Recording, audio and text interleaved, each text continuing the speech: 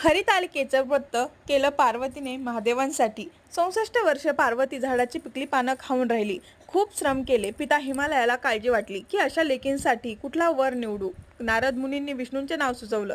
हे ऐकून हिमालय खुश झाला. मग पार्वती मात्र रुसली. मैत्रिणीने कारण विचारल्यावर पार्वती म्हणाली, महादेवा वाचून मला दुसरा पती करणे शक्य नाही असा माझा निश्चय आहे. विष्णू देण्याचं वडिलांनी कबूल केलं आहे. आता काय करू. मैत्रिणी पार्वतीला एक घनदाट जंगलामध्ये घेऊन गेली. तिकडे एक गुहेमध्ये पार्वतीने महादेवाची लिंगाची स्थापना केली.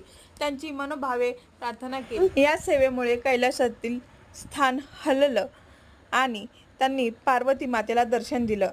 आणि पार्वती म्हणाली, तुम्ही माझे पती व्हावे याशिवाय माझी दुसरी इच्छा नाही. देवांनी तर मान्य केले आणि ते गुप्त झाले. हा दिवस होता भाद्रपद शुक्ल तृतीयेचा. दुसऱ्या दिवशी पार्वतीने व्रतपूजा विसर्जित केली आणि तेवढ्यात तिकडे हिमालय आले आणि पार्वतीने घडला प्रकार सगळा सांगितला. हिमालयाने